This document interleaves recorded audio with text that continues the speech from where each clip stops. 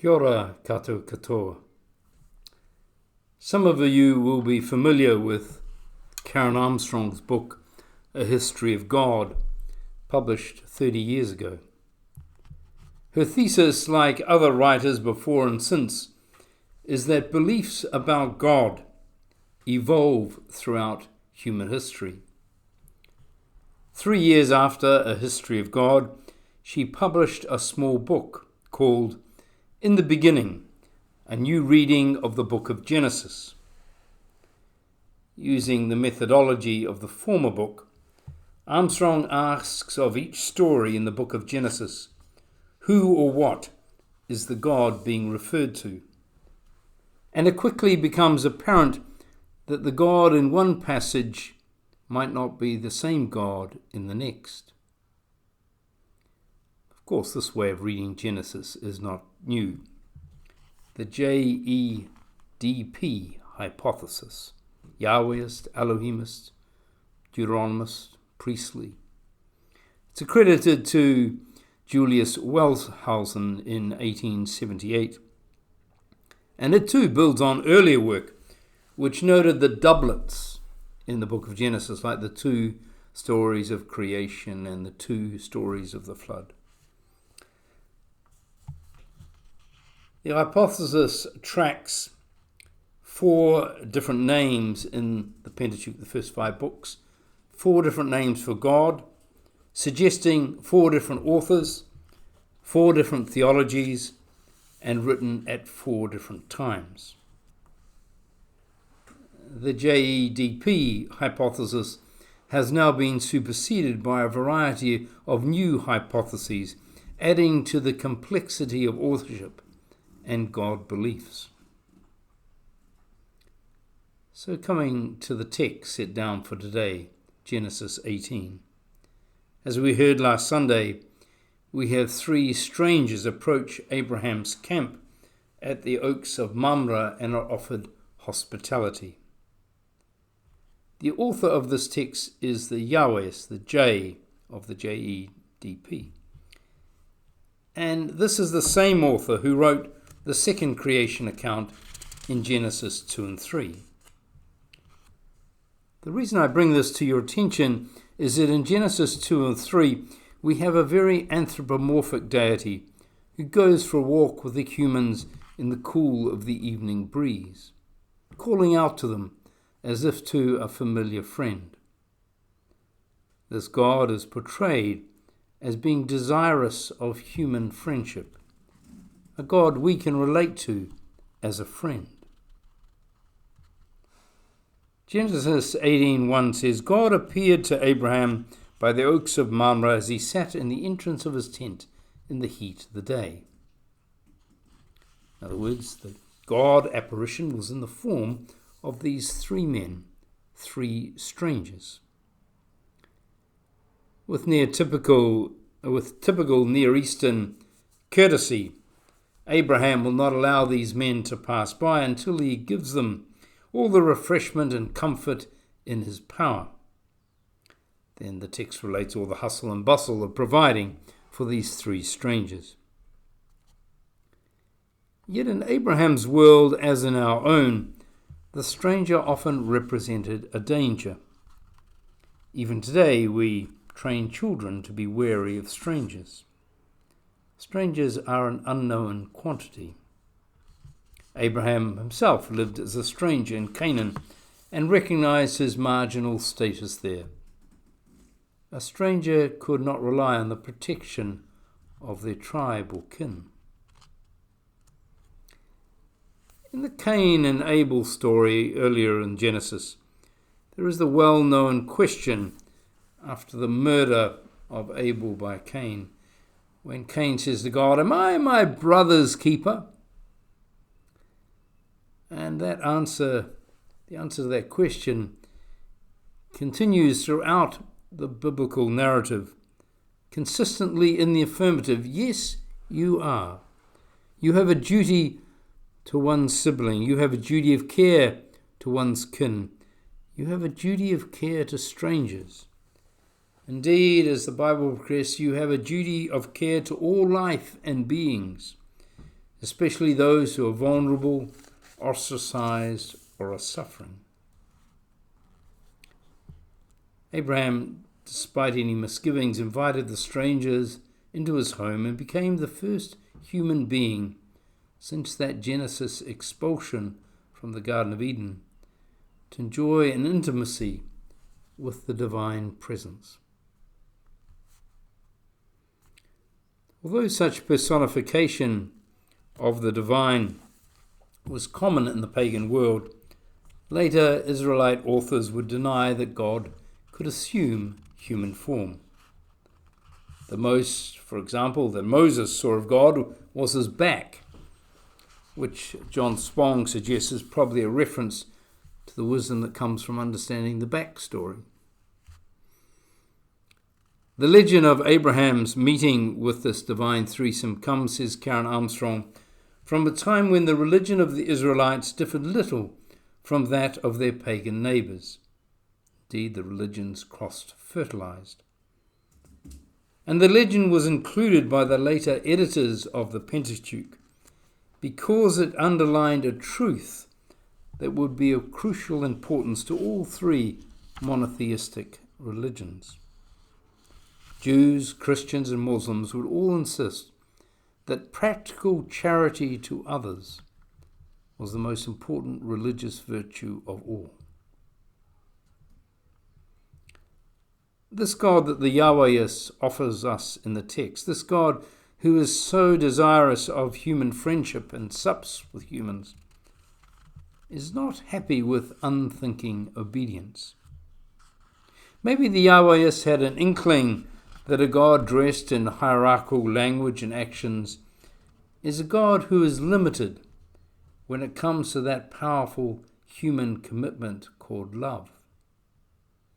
For love, unlike obedience, is founded on and nurtured by mutuality and reciprocity. So this God in our reading today decides to take Abraham into their confidence about the imminent destruction of Sodom and Gomorrah. The first thing to note about the ensuing dialogue between Abraham and God is that this God changes their mind. God was going to slaughter all the inhabitants of Sodom and Gomorrah. But when Abraham had the courage to stand up and say this was unjust, the deity thought better of it. So this God, to redress a certain verse in 1 Timothy, is not the same yesterday, today, and forever. Or to paraphrase the Christian theologian Tom Driver, if God is love, then one of the things we know about love is that it changes. It doesn't stay static. It often deepens and expresses itself differently as relationships grow and time progresses. To return to the notion of many threads, many understandings of God being woven together in the Bible, it's worth noting there is a trajectory. The Deuteronomist, tells us that the Moabites are bad, wicked, horrible, and they're not to be allowed to dwell with God's people. But then a later author gives us the story of Ruth, a Moabite, who becomes the great granny of the hero king David. Prejudice is challenged within the biblical text. Similarly, we have a story from the prophet Jeremiah that the people from Uz, you all know where Uz is, are evil, wicked, horrible. But then comes along that theologically unsettling book called Job, where the protagonist Job is called the most blameless man on the earth. And yes, Job is from Uz. Another prejudice in the biblical text is challenged by the biblical text. Then again, the Deuteronomist makes a clear statement not allowing eunuchs, amongst others, to be admitted to the assembly of the Lord. But then in the Christian corpus, there is the story of an African eunuch welcomed into the Jesus movement. Unlike race or religion, this inclusion challenged a prejudice pertaining to sexuality. This trajectory of God moving from being a prejudiced tribal deity concerned about purity and dismissive, even murderous, of difference is not a linear literary trajectory, each book of the Bible improving on the next. It's much more circuitous than that. And this is the second thing to note about the argument Abraham had with God about Sodom and Gomorrah. Always question the theology on offer. Question everything about theology, especially the ethics of the God. Questioning is good. Doubting is good. Because the text says God says, doesn't mean that God said it. Or the God who said it might be a God who should be relegated, kicked into the dustbin of terrible history. It's important to compare Abraham's argument here, rooted in justice and compassion, about this God's murderous tendencies, with a story beginning 13 chapters before. I'm talking about Noah, he of ark, animal, and rainbow fame. That story has a God who sees wickedness as rife, and like Abraham's God, thinks the solution is good old murder.